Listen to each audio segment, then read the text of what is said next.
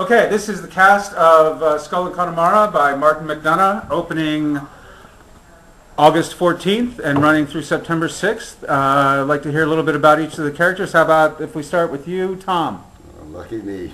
I play McDowd, the gravedigger, and I guess the question is, did Mick or did Mick not cause injury to his wife? You'll have to see the show to find out. To find out what you do to your wife? Yep.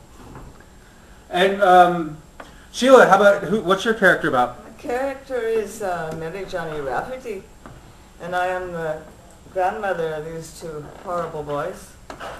And I'm also McDowd's, I guess we're close friends. We spend a lot of time together drinking.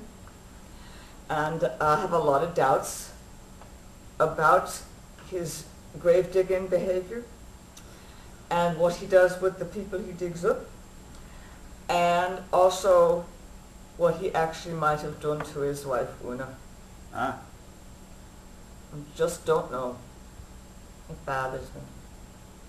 Robert, what about your character? I am Merriton Hanlon. I am kind of a young little asshole, I guess you should. Sorry, I can't say that. A little, wasn't me, man. little shy tars, I guess, you know? He's a shite, yeah. You are shite-tars. An Egypt and blackguard. Yeah, I'm an Egypt and a blackguard, and I tend to try and get on everyone's nerves as best I can. And I might be the only person who believes Mick. Sounds like good motivation. And Sean, your character? I am Thomas Hanlon, Merriton's older brother, and I'm the town cop, one of them. And I'm kind of one-track mind guy. I don't really see things that are right in front of me. I get my opinions and I get what I believe happened, and I stick with that despite whatever is going on around me. So you spend most of your time trying to prove your own theories as opposed to trying to looking prove at- my own theories about things that really don't matter. Right, right. So you're playing Robert's brother. Yes, for the second time. The second time, right? We were in Lone Star. In Lone Star, yeah. So yeah, when I got cast in this, I was kind of like, well, I'm playing your brother again. I think we got that down already. We got So that. it's actually been a lot of fun working with him again because we're comfortable with each other, and we're in another show together, not playing family, but you know, it's nice when you have something there that's kind of there, and it's kind of like there, and it's comforting. It's really cool because this is a totally different dynamic from Lone Yeah. Star. Oh between yeah. us. Yeah. You know, before my character was kind of looking out for him, and now I think he's a jerk. Right. We're on opposite sides of the law as far as things are concerned. We fight a lot more. Yeah, it's interesting. We're not very civil, No. but we have a tender mouth. Yeah. You'll have to see the show. Yeah. Tom, did you talk about what Merriton does for a living? Did you talk about what Merriton does for a living? Or no, what Mick does for a living? Oh, what Mick does for Yeah. well, no, I didn't. But Mick is a gravedigger. He's been hired by the community he lives in to once a year go through the local cemetery and remove those remains that have been in place for 7 years or more. And really, I think the majority of the story is based on what happens when he goes in this particular season. And what's so special about this particular season? This particular season, he happens to come across the area where his wife's grave is. And of course that will lead to questions being asked and answers being answered. But again, you'll have to see the show to know what questions are being asked and what answers are being answered. Yeah, that's a bit of an interesting mystery twist. prevails. You know, that's a bit of an interesting twist that Mick has to dig up his wife. It is. It is. It's a great part, really. It's and it's. I think people will walk away from the show both laughing and wondering. Is what I'm hoping. And that's I think that's exactly what's going to happen because I mean it's black humor, but it's humor. Yes. It's a very funny show. And a lot still left unanswered. Yeah. Exactly. So gives you some things to think on. Yeah.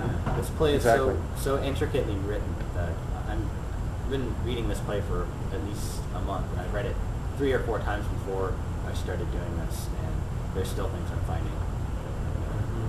It is very well written. Little details. It's wonderfully written. Characters have a lot of layers, a lot of depth. It's not an easy, superficial kind of, oh yeah, I got that one. Yeah. It's one of those great rehearsal processes where it's like, what are you saying there? You know, and there's Yeah. 3 or 4 different ways you can go with it. You know. Yeah. Oh, yeah. And a lot of Yeah. times, like, our characters will have stock lines that they use a lot, or they'll have the same cadence to them, the same structure, and they'll be slightly different in different contexts. And you can say those and sort of, I'm looking for, approach them with different intentions each time, and it'll make total sense. You don't have to say it at the same time. It's really amazing that this playwright is so talented and that he can create something like that. It's really something else. And it's really wonderful to be back here in this theater doing a play, because this is where Murphy's Creek started all those years ago. And the first play, Graham directed it, I was in it, and Tom was up there doing lights and sound. Sometimes. So I'm And- really And enjoying it. when was that? Yeah. Oh, 16 or more years ago, I think now. 15 years ago. 15 years. 1994. I was 8. Shut up. I was 4. Yeah. Yeah. I was in I my wasn't late born. 30s. So when does this show run? August Yeah. 14th through That starts the September 6th, which is my birthday, actually. Is our- But we open We open this on Friday. August 14th. Yeah, we August run 14th. every Friday and Saturday at 8 o'clock, and a matinee on Sunday at 2 o'clock, through the weekend of September 6th, Yep. Right, through Labor Day weekend. So with So you should all. the possibility of extension if a lot of people really like this show. Yeah. so come out and see how much you like the show, and maybe we'll extend it. You bet. But don't count on it. Don't put it out, get your tickets early, it's gonna sell. Exactly. Okay, that's great. So we're opening August 14th, and are you guys having fun doing it? Oh my Yes. God. Yeah. I'm having a blast. yeah. Are you looking forward to having an audience? Yeah. Oh my Absolutely. God. I Yeah. want to know if I'm. That's the key ingredient. It's really Yeah. time. I just want to know if I'm actually funny or not. I'm happy just acting. You're funny. But yeah, you like, still make me laugh on stuff that I've heard You make me before. itch. doing something right up here. You're driving me to I drink. kind That's okay. of, I kind of approach acting as it's the only important stuff is happening between us, but it's really, it's kind of like the icing on the cake to get an audience and have feedback from what you're doing.